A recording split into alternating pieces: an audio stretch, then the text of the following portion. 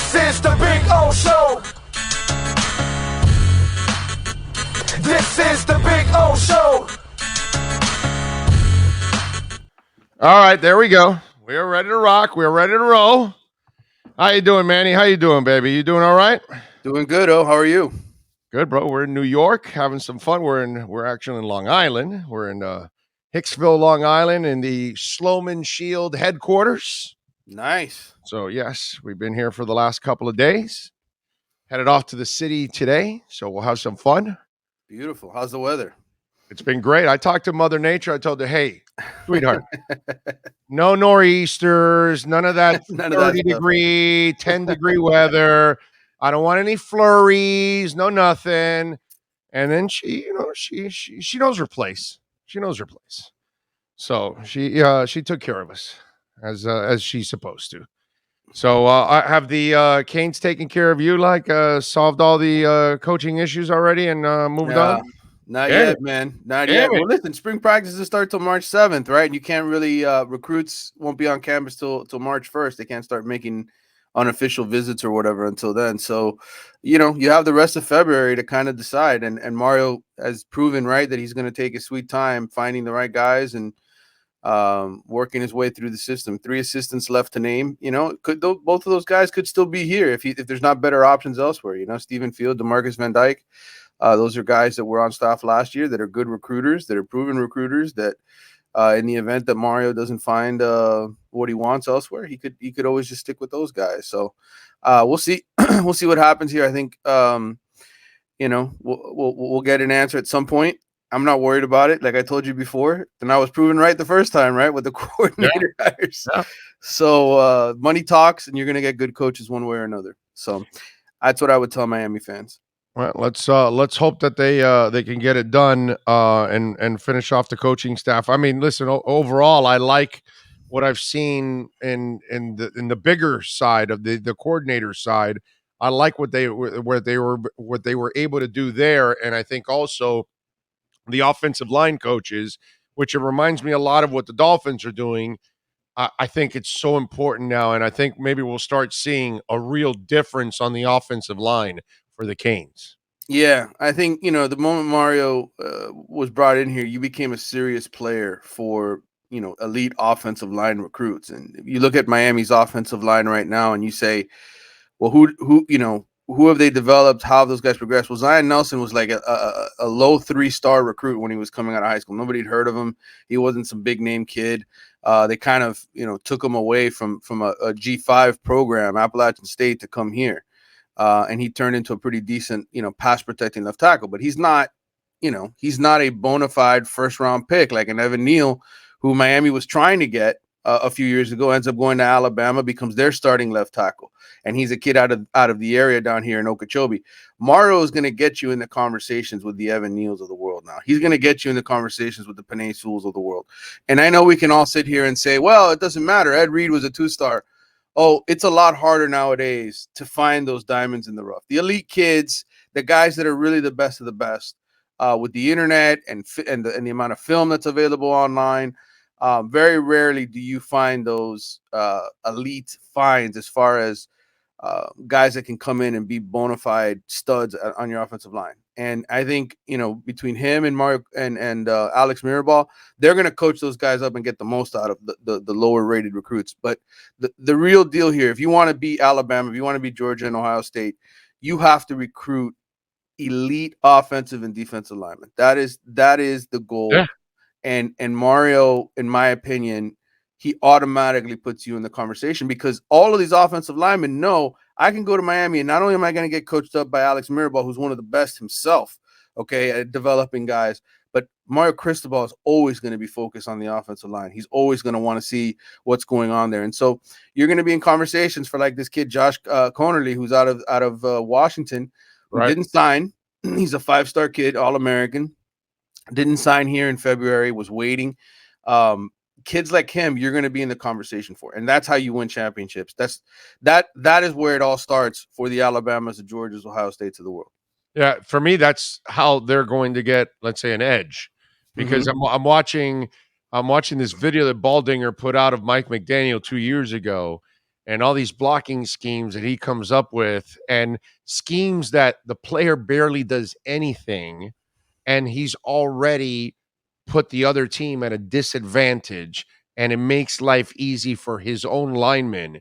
And when I see a Mirabal and I see a Cristobal coming here, and the other dude, who's the other dude that helps Mirabal out? Joe Salavea, who's the Salavea. Samoan, right, the Right. Samoan out there on the West Coast, who definitely helps in the recruiting process with all the Samoans, makes them feel at home, want to come here. There's a Samoan player now that Miami picked up from the portal. So I'll take Samoan offensive linemen every day of the week and twice on Sundays, okay? Because over the years, I've seen a lot of them have success at the NFL level. So I have no problem. Those are tough dudes naturally. You know what I mean? So I'm good with that. But I love that because I think Miami now has that edge in that area. And to me, that's going to Tyler Van Dyke was already a badass. Can you imagine now you give him a line and a scary running game? Now you can keep him untouched. He's going to be able to put up some serious ass numbers. And I think your defense, if you got a powerful offense that can give you leads, you're going to be able to play much better defense on leads always than you do in tight games or trailing or anything like that. So to me, they kind of get an edge on that. And by the way, speaking of edge, Chase Smith got an NIL deal with. yeah, you're right. Huh? Yeah, I appreciate that. You gave me the heads up on that. I mean, these kids are all signing these NIL deals. It's hard to keep up with who's getting what. So I appreciate you passing along that info. Yeah, listen, all of these kids we might know something about the edge drink. I don't know what you might. You might. There might be some insight you've got there. I don't know. Maybe a connection. Yeah, he signed a deal. All of these kids now. I'm looking at the roster. It feels like there's over 50 NIL deals with kids on this team, and that's ultimately how you attract recruits, right? By showing them the older kids who already have deals. There's guaranteed money. There's proof in the pudding, so to speak, that you come to Miami, an NIL deal is waiting for you. And one thing I'll mention is it's not even just the elite kids. Like Chase Smith, he's going to be a stud at Miami. He's going to be one of their best linebackers, in my opinion, the next couple of years, but he still hasn't played. Like he's barely been on the field, though, and he's got an NIL deal. If you want to compete to be the best program in the country, everybody needs to get paid, and everybody needs to be viewed as a value here at Miami. That's how you convince recruits to come here. It's an arms race. David Ubben for The Athletic wrote an excellent article this week. I don't know if you saw it, but basically about the initiative that they have at the University of Tennessee, where basically these marketing guys, they're not even making any bones about it. They're the ones going to recruits saying, hey, these are the packages you could get if you pick Tennessee. And it's very careful because I know we're all scared about the NCAA, right? For years, we've been trained mentally like, hey, wait a minute, we can't talk to recruits about NIL. Well, that's not true. What you can do is say, if you came to Tennessee, these are the kind of things you could get. And that's their approach. And I thought it was a fascinating article. They talked about apartments, cars, food, all these. Great article. I would tell your listeners to check out and read. Miami, we have our own version here. It's not a full-blown initiative like these two guys were organizing it together, but between John Ruiz and a couple of other people, like the folks at Energy Drink, guys are getting deals, and it is happening, and it is an attractive way. And this is going to be the first full recruiting cycle. 2023 will be the first full recruiting cycle where NIL plays an influence. I think last year when it initially started, I didn't hear enough kids talking about it right until the end, until we got to February, the kids who waited. Then you started to see how the NIL deals really played a role in them picking schools. Now from the get-go, from Jump Street, every one of these kids who comes to Miami's campus, the first thing out of their mouth is, well, what's the NIL deal? What am I going to get if I come here? Because that's what they're hearing when they go to the SEC schools. So it's very important that aspect, that branch, so to speak, of college football. Very interesting, very fresh, very new, but very important. I mean, it's again, this is the and I think this is going to help out the university. I don't think it'll help out Tennessee much because they sucked anyways, and they were giving money away anyway. The SEC's been giving money away for years as it is. So if you sucked then, you're still going to suck now with NIL deals. That's not going to improve you. But for Miami, this is one that because this actually helps out to make up, even though the amenities are much better nowadays for the Canes players than they have been in the past. You're still never going to compete with Alabama in amenities and things like that. In the end, they're always going to be a little bit ahead of you when it's all said and done. But these NIL deals, it's a little different to enjoy your money in South Beach and in Fort Lauderdale and the Keys if you're a Right. Kings player than, if you're in Tuscaloosa. Yeah. It's nice to have a little money, but it's not the same styling. You know what I'm saying? And that's ultimately where, if Miami is ever going to be a national champion again, that's where you get the edge. But you have to have everything else. You have to have it all, because that's what Georgia and Alabama and all these schools have. That's why they're in the championship every year. They've had it all for a long time. They've Yes, had the they've money had that edge the long time. Yeah, a long time. yeah. And so Miami's just beginning to develop that, really, in the modern era of college football. And we will see. This season will be very important for Mario Cristobal to prove it on the field, man. They got to the ACC Coastal Division. When I look at it, and I've been breaking it down here for the last couple of days, doing deep dives on every single team. I want to know everybody on Miami's schedule. I want to know what issues they have. It's the off seasons is when you do this stuff.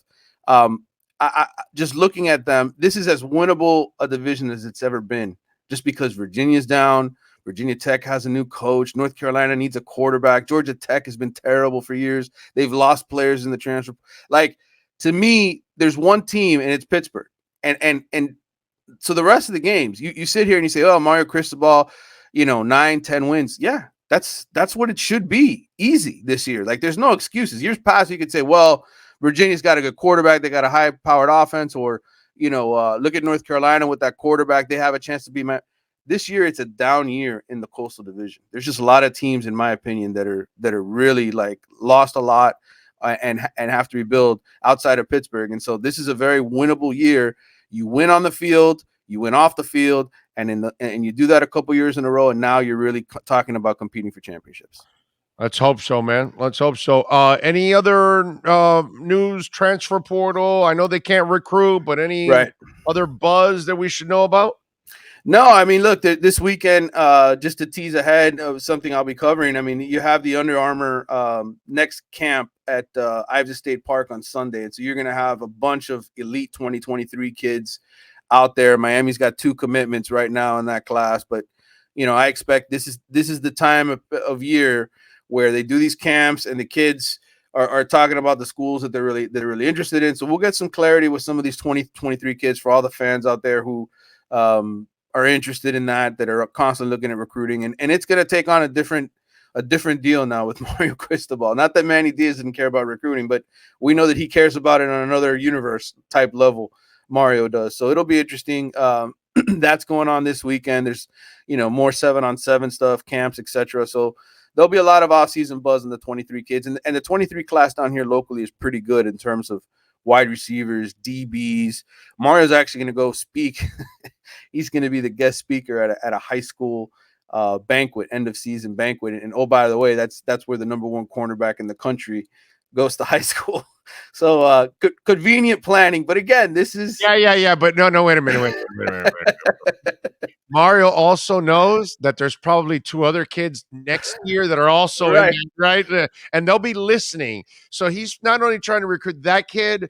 Mario, he's playing chess, bro. He's probably playing keys for a couple of other kids that are in there that we're not following. Just the obvious one, you know what I'm saying? Right. Well, I'm gonna be driving up there just to see what Cormani McLean says to him, and meanwhile, there's gonna be, like you said, 3 other kids that I'm like, hey, wait a minute. And what's even better than the guy that we're trying to get this year? You know what I mean? That's probably why he's there, because there's some other kids that are, probably coming up too. Because he's gonna.